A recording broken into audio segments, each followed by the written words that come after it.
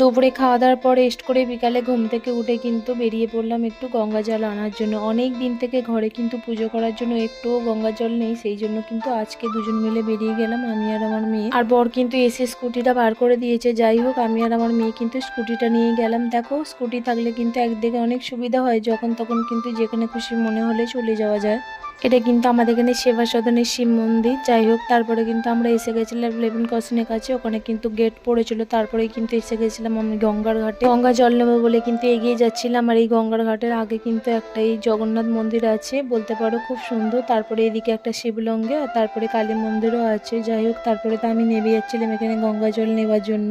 বিকালে কিন্তু গঙ্গার হাওয়া খেতে সবাই মোটামুটি অনেকেই আসে। আমারও কিন্তু ভীষণ ভালো লাগে গঙ্গার ধারে এসে বসে থাকতে, কিন্তু আজকে একটুও টাইম নেই, সেই কারণে কিন্তু তাড়াতাড়ি গঙ্গা জল নিয়ে বাড়ি চলে যেতে হবে।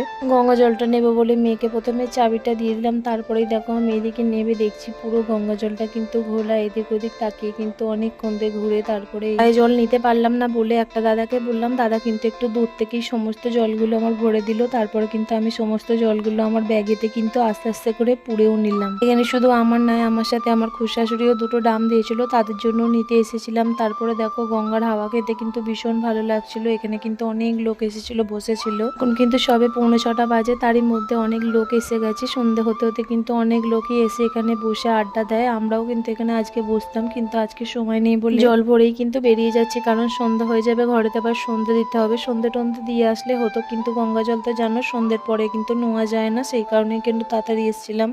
তারপরেই কিন্তু এদিকে গাড়িটা আমি ঘুরিয়ে নিলাম, আর আমার মেয়ে কিন্তু এসে বসবে বলে আমি কিন্তু দাঁড়িয়ে গেলাম। আর আমার মেয়ে তো আমাকে ভিডিও করে দিচ্ছিল, জানো তো একা এই সমস্ত ভিডিও একা একা করা যায় না। দেখো এই দিক দিয়ে কিন্তু আমার মেয়ে অনেক সাপোর্ট করে, কারণ ভিডিও তো একা একা করা যায় না, কিছু কিছু ভিডিও কিন্তু কাউকে ধরে দিতে হয়। যাই হোক, তারপরে কিন্তু এখানে একটু আমি ফুল নিয়ে নিচ্ছিলাম। কালকে যেহেতু অক্ষয় দিয়ে আছে, সেই কারণে কিন্তু কয়েকটা ফুল নিয়ে নিলাম। কালকে আমি কেক খেয়েছিলাম, ও কিন্তু পেস্ট্রি কেক খেতে ভালোবাসে বলে, যেহেতু এই রাস্তার ওপর দিয়ে গেলাম, সেই কারণে কিন্তু মিয়মরো থেকে ওর জন্য দুটো পেস্ট্রি কেকও আমি নিয়ে নিলাম। আরও কিন্তু স্ন্যাক্স ছিল, ও বললো আমি স্ন্যাক্স নেবো না, আমি কিন্তু পেস্ট্রি কেকই খাবো। যাই হোক, দুটো পেস্ট্রি কেক কিনে কিন্তু আমি ফের বাইরে বেরিয়ে এলাম, কারণ আর কিছু কেনার নেই, এবারে সোজা বাড়ি যাব।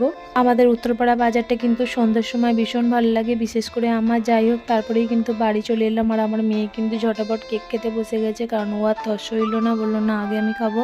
কিন্তু ভীষণ খুশি হয়েছে কেকটা খেয়ে, তার সাথে কিন্তু আমাকেও 1 চামচ খাইয়ে দিল। যাই হোক, আমার ছোট্ট ব্লগটি তোমাদের কেমন লাগলো? ভালো লাগলে ফলো করে পাশে থেকো। টাটা।